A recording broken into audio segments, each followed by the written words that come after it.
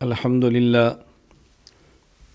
للہ نحمده ونستعینه ونستغفره ونؤمن به ونتوکل علیہ ونعوذ باللہ من شرور انفسنا ومن سیئات اعمالنا من يهده اللہ فلا مضل له ومن يضلل فلا هادی له ونشهد ان لا الہ الا اللہ وحدہ لا شریک له ونشهد أن سيدنا ومولانا محمدا عبده ورسوله أما بعد فأعوذ بالله من الشيطان الرجيم بسم الله الرحمن الرحيم والعصر إن الإنسان لفي خسر إلا الذين آمنوا وعملوا الصالحات وتواصوا بالحق وتواصوا بالصبر اللهم صل على محمد وعلى آل محمد كما صليت على إبراهيم وعلى آل إبراهيم إنك حميد مجيد اللهم بارك على محمد وعلى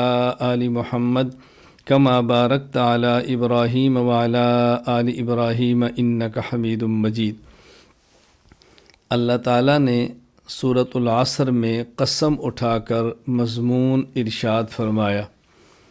قسم اٹھائی زمانہ اور وقت کی، والعصر قسم ہے زمانے کی۔ مضمون کیا ارشاد فرمایا؟ ان الانسان لفی خسر الا الذین آمنوا، کامیاب وہی انسان ہوگا جس کے اندر چار چیزیں ہوں۔ نمبر 1 آمنو، اس کا عقیدہ ٹھیک ہو۔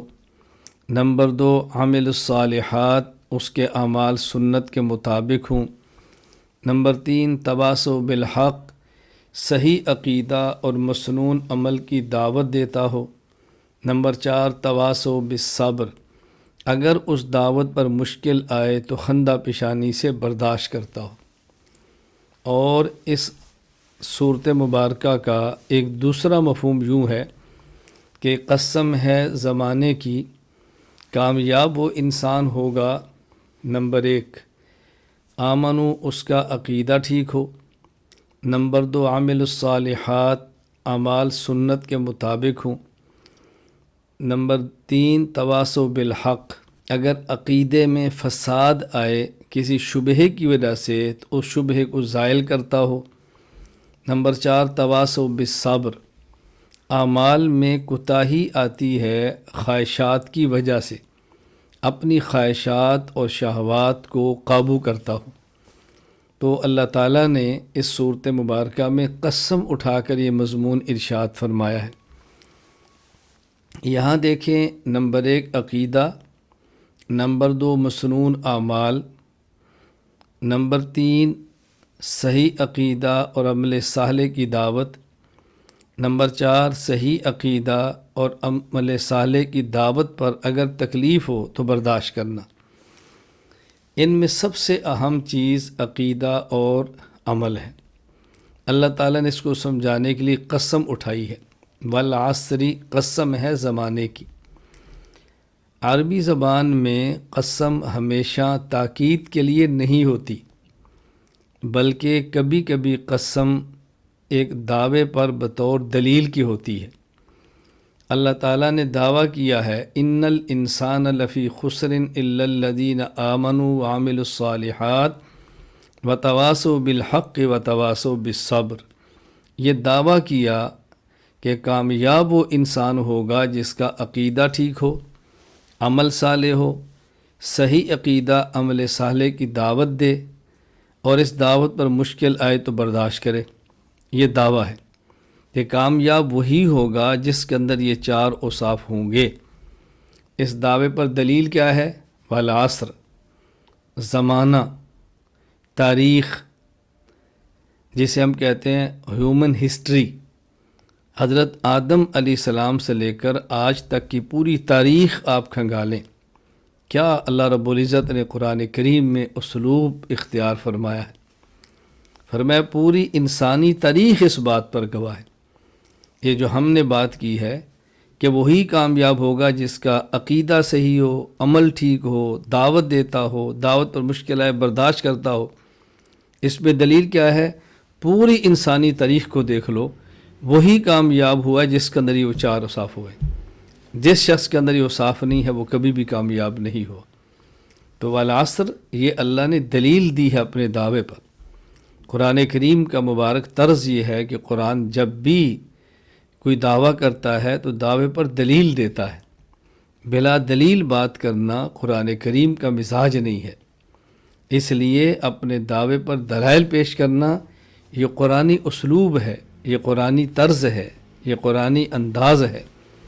اور اگر کوئی آپ کے دعوے پر اشکال پیش کرے، شبہہ پیش کرے، آپ کے عقیدے خلاف دلیل پیش کرے تو اس کو توڑنا، اس کا جواب دینا، یہ قرآنی طرز ہے۔ اللہ تعالیٰ ہمیں بات سمجھنے کی توفیق عطا فرمائے۔ تو اصول عقائد کے حوالے سے ہم بات شروع کرنے لگے ہیں۔ تمہیدی باتیں ذرا اس کو اچھی طرح ذہن نشین فرما لیں تاکہ الجھن نہ آئے۔ شریعت کے اجزاء کتنے ہیں؟ اگر شریعت کے اجزاء کی تفصیلی تقسیم کی جائے تو شریعت کے اجزاء 5 ہیں۔ نمبر 1 اعتقادات، نمبر 2 عبادات، نمبر 3 اخلاقیات، نمبر 4 معاشرات، نمبر 5 معاملات۔ نمبر 1 اعتقادات یعنی عقائد، نمبر 2 عبادات یعنی اعمال، نماز، زکوٰۃ، روزہ، حج وغیرہ۔ نمبر 3 اخلاقیات، صداقت، عدالت، حیا، شجاعت، امانت، یہ اخلاقیات۔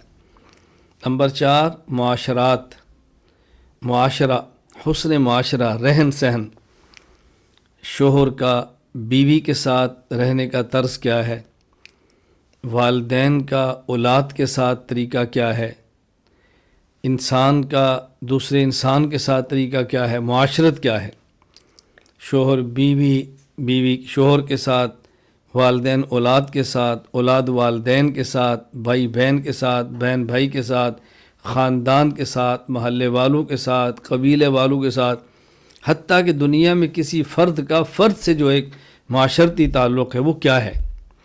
نمبر 5 معاملات، لین دین، تجارت، قرض، ہبہ، گروی اور دیگر جو بھی معاملات ہیں، تو شریعت کے یہ بنیادی 5 اجزاء ہیں۔ اگر آپ تفصیل کریں، ایک چیز ہے عقوبات۔ عقوبات کو ہم نے بطور جز کے بیان نہیں کیا، کیونکہ عقوبات کا تعلق اس کے ساتھ ہے کہ جو شخص ان اجزاء میں سے کسی جز کو نہیں اختیار کرتا یا کسی میں کوتاہی کرتا ہے تو اس کی سزا کیا ہوگی، وہ ایک الگ نمبر ہے۔ جو ہم کہہ رہے ہیں شریعت کے بنیادی اجزاء، اس کا معنی ہے کہ آپ نے کرنا کیا ہے، نہ کرنے پر کیا ہوگا وہ الگ معاملہ ہے، سزائیں ہیں۔ تو اگر شریعت کے اجزاء کی تفصیلی تقسیم کی جائے تو شریعت کے اجزاء 5 ہیں۔ نمبر 1 اعتقادات یعنی عقائد، نمبر 2 عبادات یعنی اعمال، نمبر 3 اخلاقیات یعنی اخلاق، نمبر 4 معاشرات یعنی رہن سہن، نمبر 5 معاملات باہمی تعلقات۔ اور اگر شریعت کے اجزاء کی درمیانی تقسیم کی جائے تو شریعت کے اجزاء 3 ہیں۔ نمبر 1 اعتقادات یعنی عقائد، نمبر 2 عبادات یعنی اعمال، نمبر 3 اخلاقیات یعنی اخلاق۔ اب درمیانی تقسیم کا معنی کہ ہم نے اس میں معاشرات اور معاملات کا ذکر نہیں کیا۔ کیوں؟ اس لیے کہ معاشرات اور معاملات اعمال کے تحت آ جائیں گے۔ رہن سہن بھی ایک معاملہ ہے، تجارت بھی ایک معاملہ ہے، باہمی تعلق بھی ایک عمل ہے، تو یہ اعمال کے اندر آ جائیں گے۔ اور اگر شریعت کے اجزاء کی مختصر تقسیم کی جائے تو شریعت کے اجزاء 2 ہیں۔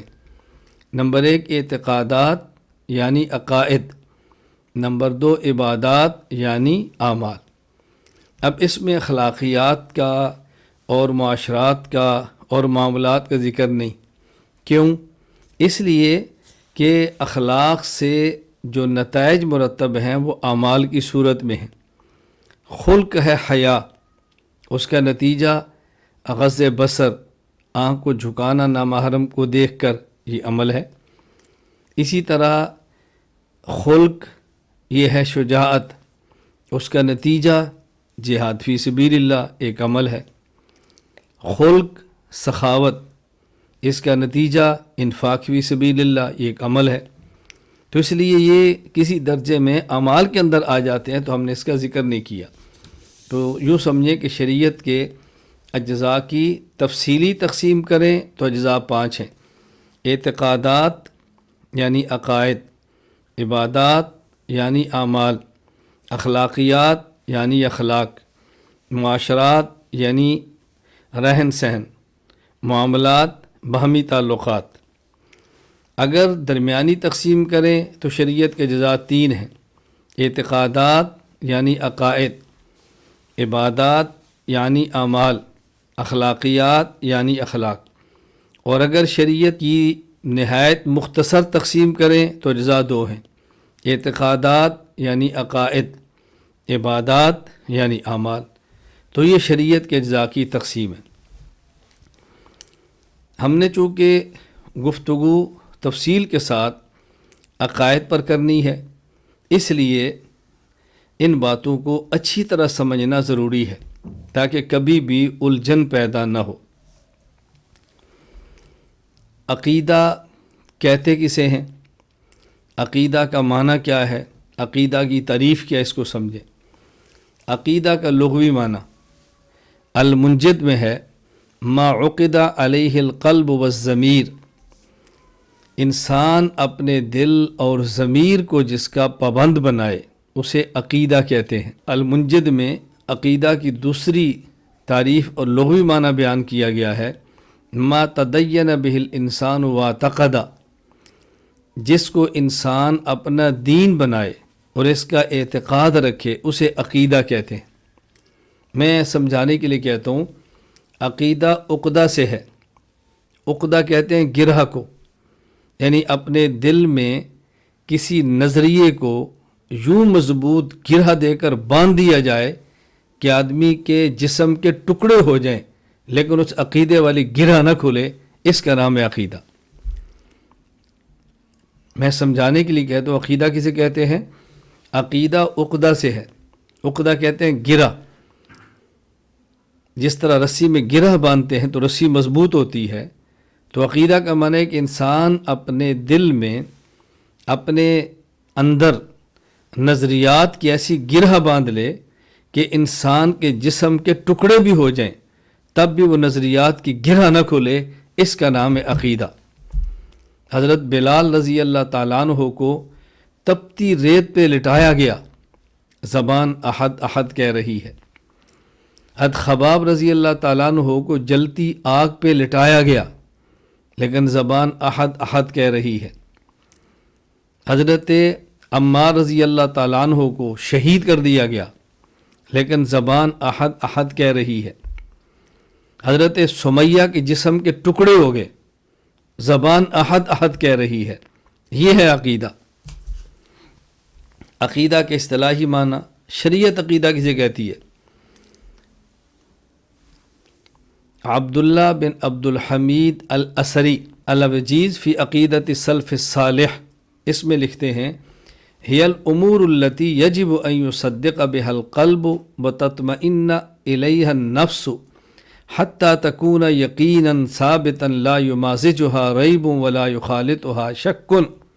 عقیدہ کہتے ہیں، عقیدہ ان چیزوں کا نام ہے جن کی دل سے تصدیق اور اطمینان ہو، جس کی دل تصدیق کرے اور جس پر نفس کا اطمینان ہو، اور ان کے بارے میں ایسے یقین کا حصول ہو کہ جس میں شک اور شبہ کی کوئی گنجائش نہ ہو۔ یہ ہے عقیدہ۔ یعنی عقیدہ ان چیزوں کا نام ہے کہ جن کی دل تصدیق کرے، انسان کا ضمیر اس کے اوپر مطمئن ہو اور ایسا یقین ہو کہ جس کے اندر شک و شبہ کی کوئی آمیزش نہ ہو، قطعاً آمیزش نہ ہو، اسے کہتے ہیں انسان کا عقیدہ۔ تو ایک عقیدہ کا لغوی معنی اور ایک عقیدہ کا اصطلاحی معنی۔ چونکہ ہم نے کہا کہ شریعت کی جب بنیادی تقسیم کریں گے اور خلاصہ پیش کریں گے تو شریعت کے اجزاء 2 بنیں گے، عقائد اور اعمال۔ اب عقیدہ کا معنی بھی سمجھنا ہے، عمل کا معنی بھی سمجھیں، تب آگے بات چلے گی نا۔ عمل کسے کہتے ہیں؟ محمد بن ابی بکر بن عبد القادر الرازی رحمہ اللہ تعالی، وفات 660 ہجری، مختار الصحاح میں لکھتے ہیں العبادت الطاعت، عبادت کا معنی ہے اطاعت کرنا۔ لغوی معنی عبادت کا ہے اطاعت کرنا۔ عبادت کے اصطلاحی معنی، امام علی بن محمد بن علی المعروف میر سید شریف جرجانی رحمہ اللہ تعالی، وفات 816 ہجری، کتاب التعریفات میں فرماتے ہیں فعل المکلف علی خلاف ہوا نفسہ تعظیما لربہ، عبادت کا معنی ہے مکلف آدمی کا اپنے رب کی تعظیم کی وجہ سے خواہشات کی مخالفت کرنا، یہ ہے عبادت کا اصطلاحی معنی۔ فعل المکلف، عبادت کا معنی مکلف آدمی کا فعل، کون سا فعل؟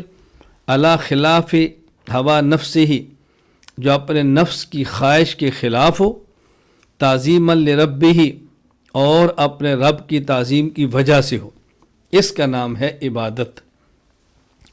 دیکھیے جو ہم نے عبادت کا معنی کیا ہے، یہ عبادت کا معنی اچھی طرح سمجھ آ جائے تو بہت سارے شکوک اور شبہات انسان کے ختم ہو جاتے ہیں۔ وہ شکوک و شبہات کیا ختم ہوتے ہیں؟ بہت سارے لوگ ایک سوال کرتے ہیں کہ جی میں عبادت کرتا ہوں دل نہیں لگتا، نماز پڑھتا ہوں دل نہیں لگتا، تہجد پر اٹھنے کو جی نہیں چاہتا، قرآن کریم کی تلاوت کرتا ہوں طبیعت کھلتی نہیں ہے، آنکھوں سے رونا نہیں آتا، دل میں جو ہے نا وہ عاجزی پیدا نہیں ہوتی، رقت قلب نہیں ہوتی، دل نرم نہیں ہوتا، تو مجھے کوئی نسخہ بتائیں۔ تو میں ان سے گزارش کرتا ہوں کہ دیکھو یہ سب اشکالات عبادت کا معنی نہ سمجھنے کی وجہ سے ہے۔ عبادت کا معنی کیا ہے؟ فعل المکلف علی خلاف ہوا نفسہ تعظیما لربہ، عبادت تو نام ہی اس کا ہے کہ آدمی ایک کام کرے صرف اللہ کی عظمت کی وجہ سے کرے اور آدمی کا دل اس کو نہ چاہ رہا ہو، علی خلاف ہوا نفسہ ہی، اسی کا نام تو عبادت ہے۔ انسان تھکا ہوا ہے، ہمت نہیں ہو رہی اٹھنے کی، لیکن اٹھنا ہے، اسی کا نام عبادت ہے۔ اگر ہمت ہو، نیند پوری ہو، طبیعت چوک و چبند ہو اور انسان کا جی چاہ رہا ہو نماز پڑھنے کے لیے، تو یہ تو انسان اپنی نفس کے مطابق کر رہا ہے نا، بری بات یہ بھی نہیں ہے۔ لیکن سوچنے کی بات یہ ہے کہ عبادت تو تبھی بنے گی نا کہ گرمی سخت ہے اور دن لمبا ہے، بھوک پیاس برداشت نہیں ہو رہی، پھر بھی روزہ رکھ لے، اسی کا نام تو روزہ ہے۔ انسان بازار میں جائے، نہ محرم عورت سامنے آئے، طبیعت تقاضا اس کو دیکھنے کے لیے ہو، طبیعت بے چین دیکھنے کے لیے ہو، اور اللہ کے خوف کی وجہ سے نہ دیکھے، اسی کا نام تو عبادت ہے۔ اگر انسان کو بھوک نہ لگے اور روزہ رکھ لے، پیاس نہ لگے اور روزہ رکھ لے، اگر انسان کے نفس پر کوئی بوجھ ہی نہ ہو، تو عبادت کس بات کی ہوگی؟ اس لیے ہم نے ان سارے اعمال کو اللہ کا حکم سمجھ کر کرنا ہے، طبیعت چاہے تب بھی، طبیعت نہ چاہے تب بھی۔ صوفیہ کیا کہتے ہیں؟ کبھی انسان کے اوپر بست کی کیفیت ہوتی ہے، کبھی انسان پر قبض کی کیفیت ہوتی ہے، کبھی انسان کو دل میں راحت اور خوشی ہوتی ہے اور عبادت شوق سے ادا کرتا ہے، کبھی انسان پر رنج اور تکلیف کی کیفیت ہوتی ہے اور عبادات کو شوق سے ادا نہیں کرتا۔ طبیعت میں بست ہو یا قبض ہو، ہر حال میں عبادت کرنی ہے۔ کیوں؟ عبادات آدمی نفس کی خواہشات کا نام نہیں ہے، بلکہ عبادات نفس کی خواہش کے مخالف اللہ تعالیٰ کے حکم پر عمل کرنے کا نام ہے۔ حکیم الامت مجدد الملت مولانا اشرف علی تھانوی نور اللہ مرقدہ کو ایک مرید نے خط لکھا کہ حضرت میں نماز پڑھتا ہوں مگر مزہ نہیں آتا، حکیم الامت حضرت تھانوی رحمہ اللہ نے جواب لکھا کہ نماز مزے کے لیے نہیں، مزہ نماز میں نہیں، مزہ تو مزی میں ہے۔ حضرت کیسا پیارا جواب دیا، فرمایا نماز میں مزہ نہیں، مزہ تو مزی میں ہے۔ نماز تو اس لیے ہے کہ اللہ کا حکم ہے۔ حکیم الامت حضرت تھانوی رحمہ اللہ کتنی پیاری بات ارشاد فرمائی ہے۔ تو بہرحال عبادت کا معنی سمجھ لیں، عبادت کا لغوی معنی الاطاعہ، اطاعت کرنا۔ عبادت کا اصطلاحی معنی فعل المکلف علی خلاف ہوا نفسہ تعظیما لربہ، مکلف آدمی کا اپنے رب کی تعظیم کی وجہ سے نفس کی خواہش کے مخالف کسی کام کو سر انجام دینا، جس کا نام ہے عبادت۔ یہاں ایک بات اچھی طرح سمجھیں، جب ہم عبادت کی تعریف کرتے ہیں تو اس میں لفظ آتا ہے فعل المکلف۔ فعل المکلف، ایسے شخص کا فعل جو کہ مکلف ہے۔ مکلف یہ تکلیف سے ہے، باب تفعیل سے ہے، کلف یکلف تکلیفاً، اور تکلیف یہ کلفت سے ہے۔ کلفت کا معنی مشقت ہے۔ تو عبادت تو ہوگی تب مشقت ہو، مشقت نہ ہو تو پھر بتاؤ عبادت کون سی ہوگی؟ عبادات تو ہوتی ہی مشقت کے ساتھ ہے۔ اس لیے اس وقت کا انتظار نہ کریں کہ جب ہم عبادت کریں تو کوئی تکلیف نہ ہو، کوئی مشقت نہ ہو، کوئی پریشانی نہ ہو، اس کا انتظار نہ کریں۔ ایسے وقت شاید زندگی میں نہ آئیں۔ اللہ تعالیٰ قرآن کریم میں ارشاد فرماتے ہیں لَقَدْ خَلَقْنَا الْإِنسَانَ فِي كَبَدٍ، اللہ نے انسان کو مشقت میں پیدا فرمایا ہے۔ اللہ نے انسان کو مصروف اور مشقت کو ظرف قرار دیا ہے کہ انسان نے ہمیشہ اس مشقت کے اندر رہنا ہے۔ مشقت سے کیسے نکلے گا؟ جب موت آئے گی، اللہ کو راضی کر کے آئے گی، تو انسان اسی مشقت سے نکل جائے گا۔ اس لیے جب تک دنیا ہے یہ مشقت انسان نے برداشت کرنی ہے۔ عقیدہ کا لغوی معنی، عقیدہ کا اصطلاحی معنی میں نے آپ کی خدمت میں پیش کیا۔ اب سمجھیں عقیدہ اور عمل میں فرق کیا ہے۔ کچھ فرق ہے، اس کو اچھی طرح ذہن نشین فرما لیں۔ فرق نمبر 1، عقیدہ اصل ہے اور عمل فرع ہے۔ جو فرق اصل اور فرع میں ہے وہی فرق عقیدہ اور عمل میں ہے۔ مزید اس کی وضاحت سمجھیں۔ عقیدہ کی مثال عدد کی ہے، عمل کی مثال صفر کی ہے۔ عقیدہ کی مثال عدد جو کہ اصل ہے، عمل کی مثال صفر کی جو کہ فرع میں ہے۔ تو جو عدد اور صفر میں فرق ہے وہ عقیدہ اور عمل میں فرق ہے۔ یہ عدد اور صفر میں کیا فرق ہے؟ فرق نمبر 1، عدد صفر کے بغیر بھی ہو تب بھی قیمت ہے، اور کئی صفریں ایک عدد کے بغیر ہوں تو کچھ بھی قیمت نہیں۔ بات سمجھیں، عدد ایک بھی ہو اور ساتھ کوئی صفر نہ ہو اس کی پھر بھی قیمت ہے، اور ایک صفر نہیں کئی صفریں ہوں اور عدد کے بغیر ہوں ان کی کوئی قیمت نہیں ہے۔ ایک عدد ہے بغیر صفر کے تب بھی قیمت ہے، 2 عدد ہے بغیر صفر کے تب بھی قیمت ہے، 3 عدد ہے بغیر صفر کے تب بھی قیمت ہے، 4 عدد ہے بغیر صفر کے تب بھی قیمت ہے۔ لیکن اگر آپ ایک صفر لکھیں عدد نہ ہو کوئی قیمت نہیں، 2 صفریں ہوں عدد نہ ہو کوئی قیمت نہیں، 3 صفریں ہوں عدد نہ ہو کوئی قیمت نہیں۔ اسی طرح عقیدہ بغیر عمل کے ہو تب بھی قیمت ہے، اور عمل بغیر عقیدہ کے ہو اس عمل کی کوئی قیمت نہیں ہے۔ دوسرا فرق سمجھیں، اگر 1 صفر ہو، 2 صفریں ہوں، 3 صفریں ہوں اور عدد نہ ہو تو قیمت نہیں، اور اگر عدد آ جائے تو ان صفروں کی قیمت بن جاتی ہے، اور اگر عدد ہو اور ساتھ صفر نہ ہو اس کی قیمت ہوتی ہے لیکن کم، اور جب ساتھ صفر لگ جائے تو قیمت بڑھ جاتی ہے۔ بات توجہ سمجھنا، اگر صفریں ہوں اور ساتھ عدد آ جائے تو صفر کی قیمت بن جاتی ہے، اور اگر عدد ہو صفر آ جائے تو عدد کی قیمت بڑھ جاتی ہے۔ اسی طرح جب عمل ہو اور ساتھ عقیدہ آئے تو عمل کی قیمت بن جاتی ہے، اور اگر عقیدہ ہو اور ساتھ عمل آ جائے تو پھر عقیدہ کی قیمت بڑھ جاتی ہے۔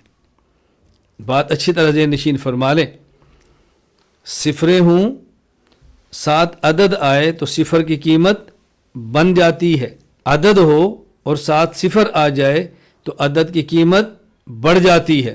میں بار بار سمجھا رہا ہوں، توجہ سے بات اس کو سمجھ لیں۔ صفریں ہوں عدد آئے تو صفر کی قیمت بن جاتی ہے، اور عدد ہو صفر آ جائے تو عدد کی قیمت بڑھ جاتی ہے۔ اسی طرح عمل ہو اور عقیدہ آ جائے تو عمل کی قیمت بن جاتی ہے، عقیدہ ہو اور عمل آ جائے تو عقیدہ کی قیمت بڑھ جاتی ہے۔ تو جس طرح عدد کے آنے سے صفر کی قیمت بنتی ہے اور صفر کے آنے سے عدد کی قیمت بڑھتی ہے، اسی طرح عقیدہ کے آنے سے عمل کی قیمت بنتی ہے اور عمل کے آنے سے عقیدہ کی قیمت بڑھتی ہے۔ تیسرا فرق سمجھیں، اگر صفر عدد کے دائیں جانب ہو تو اس صفر کی کوئی قیمت نہیں، اور اگر عدد صفر کے بائیں جانب ہو تو پھر صفر کی قیمت ہے۔ یہ دیکھیں ہم نے ایک اب اگر یہ صفر دائیں جانب ہو، دائیں جانب ایک، دائیں جانب، اب اس کی قیمت ہے۔ لیکن اگر یہی صفر بائیں جانب ہو، اس صفر کی کوئی ویلیو نہیں ہے، ہم نے ایک لکھا، بائیں جانب ایک صفر، دو صفر، تین صفر، کوئی قیمت نہیں۔ لیکن اگر یہی صفر اگر دائیں جانب بنا دیں تو اس کی قیمت ہے۔ تو صفر اگر دائیں جانب ہو تو اس کی قیمت ہے، عدد کے بائیں جانب ہو اس کی کوئی قیمت نہیں۔ بالکل اسی طرح یعنی اس کا معنی کیا ہے، اگر صفر اپنے مقام پر ہو تو قیمت بنتی ہے، اگر اپنے مقام پر نہ ہو تو قیمت نہیں ہوتی۔ اسی طرح عمل اگر اپنے مقام پر ہو تو عمل کی قیمت ہوتی ہے، اگر عمل اپنے مقام پر نہ ہو تو عمل کی کوئی قیمت نہیں ہوتی۔ اگر فجر کی نماز سے کوئی شخص پہلے 2 رکعت پڑھے، وہ سنت ہیں، قیمتی ہیں، لیکن اگر سورج نکلنا شروع ہو جائے اور یہ سنت فرض کے بعد نکلنی شروع ہو جائے اب پڑھے، اب ان کی کوئی قیمت نہیں ہے۔ تو اگر اس نے اپنے مقام پر عمل کو ادا کیا تو عمل کی قیمت ہوگی، اگر اس نے اپنا مقام چھوڑ دیا تو پھر عمل کی کوئی قیمت نہیں ہوگی۔ یہ صرف سنت ہی نہیں، فجر کے فرض کیوں نہ ہوں، اگر فجر کی نماز سورج نکلنے سے پہلے پڑھے تو اس کی قیمت ہے، اور اگر سورج نکلنا شروع ہو جائے اور فجر کی نماز پڑھے تو اب اس کی کوئی قیمت نہیں۔ تو نماز کی قیمت تب ہوگی جب نماز اپنے مقام پر ہو۔ نمبر 4، صفر دائیں جانب 1 ہو تو بھی قیمت، اور بائیں جانب بہت زیادہ ہوں تو بھی کوئی قیمت نہیں، بلکہ صفریں بائیں جانب جتنی بڑھتی جائیں گی، صرف یہ نہیں کہ قیمت نہیں ہوگی، اتنا نقصان ہوتا جائے گا، سیاہی کا نقصان، کاغذ کا نقصان، وقت کا نقصان، نتیجہ کچھ بھی نہیں۔ بالکل اسی طرح عمل اگر اپنے مقام پر ہوگا اور تھوڑا بھی ہوگا تب بھی اس کی قیمت ہوگی، اور اگر اپنے مقام پر عمل نہیں ہوگا تو پھر یہ عمل اگر زیادہ بھی ہوگا، صرف یہ نہیں کہ بے قیمت ہوگا بلکہ اس کا نقصان بھی ہوگا۔ سورج نکلنے کے 12 منٹ بعد اگر کوئی شخص 2 رکعت پڑھے تو اشراق ہے، سنت ہے، اجر ہے، لیکن اگر سورج نکلنے کے فوراً بعد 2 منٹ گزرے اسے پڑھ لی، اب یہ بھی قیمت ہے، بلکہ اگر اس کو سنت سمجھ کر پڑھیں گے تو بدعت ہوگا اور گناہ ہوگا۔ یہ بدعت بھی ہے اور گناہ بھی ہے۔ وضو بھی کیا، وقت بھی لگایا، لیکن نتیجہ کچھ بھی نہیں، وقت بھی ضائع کیا، پانی بھی ضائع کیا، اور ثواب کے بجائے گناہ اس کو مل رہا ہے۔ تو میں نے عرض کیا کہ عقیدہ اور عمل میں فرق کیا ہے؟ عقیدہ اصل ہے اور عمل فرع ہے۔ جو فرق اصل اور فرع میں ہے وہی فرق عقیدہ اور عمل میں ہے۔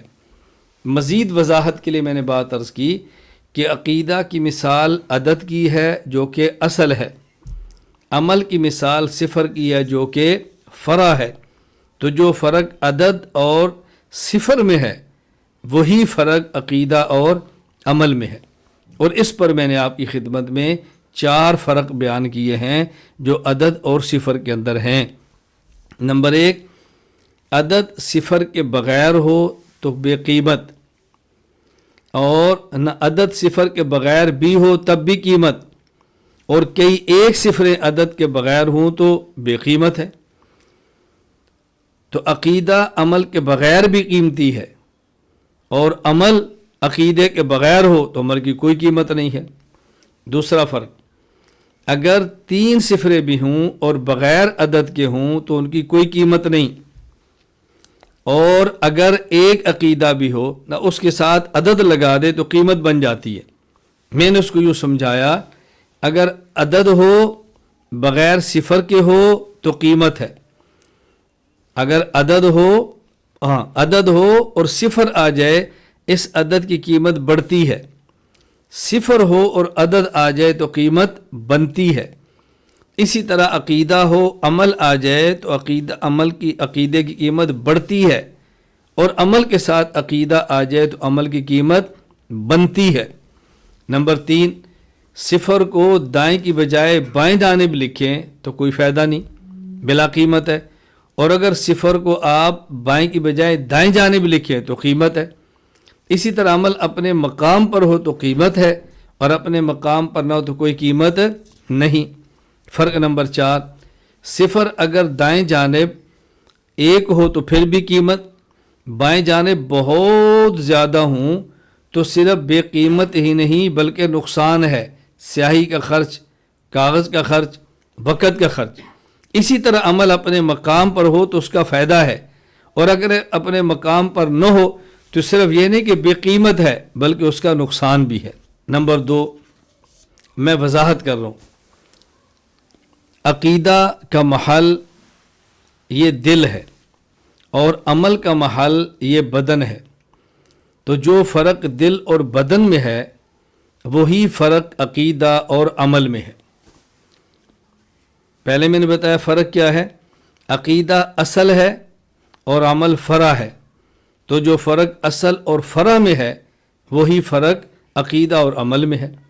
دوسرا فرق، عقیدہ کا محل دل ہے اور عمل کا محل بدن ہے۔ تو جو فرق دل اور بدن میں ہے وہی فرق عقیدہ اور عمل میں ہے۔ یہ 2 فرق سمجھیں جو بنیادی ہیں، دل اور بدن میں بنیادی فرق کیا ہے؟ یہ بات اچھی طرح ذہن نشین فرما لیں، جو چیز جتنی قیمتی ہو اس کے رکھنے کا محل اتنا ہی زیادہ محفوظ ہوتا ہے، اور جو چیز قیمت میں کم ہو اس کے رکھنے کا محل اتنا ہی نسبتاً کم محفوظ ہوتا ہے۔ مثال سمجھیں، آپ بازار جا کر دیکھیں، سبزی، آلو، ٹماٹر، پیاز، پھل یہ قیمت میں کم ہیں تو ان کے رکھنے کا محل دکان کے اندر نہیں، کبھی دکان کے باہر بھی ہوتا ہے۔ لیکن اگر آپ اس سے آگے چلے جائیں، کچھ جوتے، کپڑے جو کم قیمت کے ہیں وہ دکانوں کے باہر لگے ہوں گے، اور جو اعلیٰ کوالٹی کا جوتا ہے، اعلیٰ کوالٹی کا کپڑا ہے وہ دکانوں سے باہر نہیں، وہ اندر ہوگا۔ کیوں؟ اس کی قیمت زیادہ ہے تو اس کا محل بھی محفوظ زیادہ ہے۔ اچھا، اس سے بڑھ کر آگے آپ دیکھیں، سونا، چاندی، کرنسی، یہ کسی بازار میں آپ لینے کے لیے جائیں تو ان کا محل اس سے زیادہ محفوظ ہوگا، لاک لگا ہوگا، کیمرے لگے ہوں گے، سیکورٹی گارڈ کھڑے ہوں گے۔ کیوں؟ اس لیے کہ چیز قیمتی ہے نا۔ تو 2 چیز جتنی قیمتی ہو اس کے رکھنے کا محل اتنا ہی زیادہ محفوظ ہوتا ہے، اور جو چیز قیمت میں کم ہو اس کے رکھنے کا محل نسبتاً کم محفوظ ہوتا ہے۔ چونکہ عقیدہ قیمت میں زیادہ ہے تو اس کے رکھنے کا محل دل ہے جو کہ محفوظ ہے، اور عمل چونکہ قیمت میں کم ہے اس لیے عمل کے رکھنے کا محل انسان کا بدن ہے جو کہ دل کی نسبتاً غیر محفوظ ہے۔ دوسرا فرق سمجھیں، اعضائے جسم میں سے، اچھی طرح بات سمجھیں، دوسرا فرق، اگر قلب کے بعض اجزاء کٹ جائیں تو بندہ مر جاتا ہے، اور جسم کے بعض اعضاء کٹ جائیں تو بندہ کمزور ہوتا ہے لیکن زندہ رہتا ہے۔ عقائد میں سے اگر بندہ سارے عقائد کو مانتا ہے لیکن ایک عقیدہ توحید نہیں مانتا تو یہ انسان اسلام سے خارج ہو جاتا ہے اور کفر میں داخل ہو جاتا ہے۔ جس طرح قلب کے بعض اجزاء کٹ جائیں تو بندہ زندہ نہیں رہتا، اسی طرح انسان اگر سارے عقائد کو مانتا ہے، صرف ایک عقیدہ توحید سے کاٹ دو تو بندہ اسلام سے خارج ہو کر کفر میں داخل ہو جاتا ہے۔ اگر کوئی انسان سارے عقائد کو مانتا ہے اور ایک عقیدہ ختم نبوت کو نہیں مانتا تو یہ اسلام سے خارج ہو کر کفر میں چلا جاتا ہے۔ یہ بات ذہن نشین فرمائیں۔ اور اسی طرح اگر کوئی انسان ضروریات اہل سنت والجماعت میں سے کوئی ایک عقیدہ چھوٹ جائے تو بندہ اہل سنت والجماعت سے نکل کر اہل بدعت میں شامل ہو جاتا ہے۔ مثلا ایک بندہ تمام عقائد اہل سنت والجماعت کو مانتا ہے لیکن ایک عقیدہ حیات النبی صلی اللہ علیہ وسلم نہیں مانتا تو اہل سنت والجماعت سے نکل جائے گا اور اہل بدعت کے اندر داخل ہو جائے گا۔ لیکن جہاں تک تعلق اعمال کا ہے وہ مسئلہ الگ ہے۔ جس طرح انسان کے بدن کے بعض اجزاء کٹ جائیں بندہ کمزور ہو جاتا ہے لیکن زندہ رہتا ہے، اسی طرح اگر انسان کے سارے عقائد ٹھیک ہوں اور بعض اعمال چھوٹ جائیں تو وہ بندہ مومن رہتا ہے لیکن فاسق ہو جاتا ہے، مسلمان رہتا ہے لیکن فاسق ہو جاتا ہے۔ وہ کمزور ایمان والا تو ہوگا لیکن اس کو کافر نہیں کہا جائے گا۔ یہ بات اچھی طرح سمجھ لیں۔ میں سمجھا رہا تھا کہ عقیدہ اور عمل میں دوسرا فرق کیا ہے۔ عقیدہ کا محل دل ہے اور اعمال کا محل بدن ہے۔ جو فرق دل اور بدن میں ہے وہی فرق عقیدہ اور عمل میں ہے۔ یہ دو فرق ذہن نشین فرمائیں۔ نمبر ایک، جو چیز جتنی قیمتی ہو اس کے رکھنے کا محل بھی اتنا محفوظ ہوتا ہے، اور جو چیز اس سے نسبتاً کم قیمت ہو اس کے رکھنے کا محل نسبتاً کم محفوظ ہوتا ہے۔ مثلا اگر ایک کپڑا، جوتا کم قیمت کا ہے وہ دکان کے باہر ہے، سبزی، آلو، پیاز، ٹماٹر قیمت میں کم ہے تو دکان سے باہر ہے۔ لیکن اگر کوئی کپڑا اور جوتا یہ اعلیٰ کوالٹی کا اور قیمت میں زیادہ ہے اس کے رکھنے کا محل دکان کے اندر ہے اور محفوظ زیادہ ہے۔ اور اگر سونا اور چاندی اور کرنسی ہو اس کے رکھنے کا محل اور زیادہ محفوظ ہوگا، وہاں کیمرہ بھی ہے، لاک بھی ہے اور گارڈ بھی ہے۔ بالکل اسی طرح عقیدہ کا محل چونکہ دل ہے، عقیدہ قیمت میں بہت زیادہ ہے، اس کے رکھنے کا محل دل محفوظ زیادہ ہے، اور عمل عقیدہ کی نسبت چونکہ قیمت میں کم ہے اس لیے عمل کے رکھنے کا محل جو بدن ہے وہ نسبتاً کم محفوظ ہے۔ دوسرا فرق کیا، اگر اعضائے جسم میں سے بعض کٹ جائیں تو بندہ زندہ رہتا ہے اگرچہ کمزور ہو جاتا ہے، لیکن قلب کے بعض اجزاء کٹ جائیں تو بندہ مر جاتا ہے۔ اسی طرح اگر کچھ اعمال چھوٹ جائیں تو بندہ مومن رہتا ہے اگرچہ فاسق ہے، یعنی کمزور ایمان والا ہے۔ لیکن اگر ضروریات دین میں سے کوئی ایک عقیدہ بھی چھوٹ جائے تو بندہ ایمان سے نکل کر کفر میں چلا جاتا ہے، اور اگر ضروریات اہل سنت والجماعت میں سے ایک عقیدہ چھوٹ جائے تو انسان اہل سنت والجماعت سے نکل کر اہل بدعت میں شامل ہو جاتا ہے۔ میں نے اس کی مثال دی ہے، ضروریات دین کی مثال سمجھیں۔ ایک بندہ سارے عقائد کو مانتا ہے لیکن عقیدہ توحید کو نہیں مانتا تو یہ اسلام سے نکل کر کفر میں چلا جاتا ہے۔ دوسری مثال، اگر کوئی بندہ ضروریات اہل سنت والجماعت کے تمام عقائد کو مانتا ہے لیکن ایک عقیدہ حیات النبی صلی اللہ علیہ وسلم کو نہیں مانتا تو یہ بندہ اہل سنت والجماعت سے نکل کر اور اہل بدعت کے اندر شامل ہو جاتا ہے۔ میں نے آپ کی خدمت میں عقیدہ کا معنی لغوی اور اصطلاحی بیان کیا ہے، عمل کا معنی لغوی اور اصطلاحی بیان کیا ہے، عقیدہ اور عمل کے اندر فرق بیان کیا ہے۔ اب ذرا عقیدہ کی اہمیت کو سمجھیں۔ عقیدہ کی اہمیت، اعتقاد اصل ہے، عمل فرع ہے، اور صحیح اعتقاد کے بغیر آخرت کے عذاب سے نجات ممکن نہیں، جبکہ عمل صالح کے بغیر نجات کی امید ہے۔ البتہ معاملہ اللہ تعالیٰ کی مشیت کے سپرد ہے، اللہ تعالیٰ چاہیں تو اپنی رحمت سے معاف فرما دیں اور چاہیں تو قانون عدل سے سزا دے دیں۔ وہ اللہ کی مشیت کے سپرد ہے، اللہ کے حوالے ہے، لیکن بنیاد یہ ہے کہ انسان عقیدے کا خیال رکھے اور عمل کو فرع سمجھے اور عقیدے کو اصل سمجھے۔ جب تک یہ فرق نہیں سمجھیں گے تب تک الجھنیں باقی رہیں گی۔ اللہ تعالی ہمیں یہ بات سمجھنے کی توفیق عطا فرمائے، اللہ تعالی ہمیں یہ بات سمجھنے کی توفیق عطا فرمائے۔ عقیدے کو عقیدے کا درجہ دیں، عمل کو عمل کا درجہ دیں، عقیدے کی محنت کو مضبوط کریں، عقیدے پر توجہ زیادہ دیں، عقیدے پر جس قدر ہو سکے پختگی کے ساتھ خود کو تھامیں۔ اللہ تعالی ہم سب کو عقائد کے معاملے میں بھرپور محنت کرنے کی توفیق عطا فرمائے، عقائد پڑھنے، پڑھانے، سیکھنے اور سکھانے کی توفیق عطا فرمائے۔ السلام علیکم ورحمۃ اللہ وبرکاتہ۔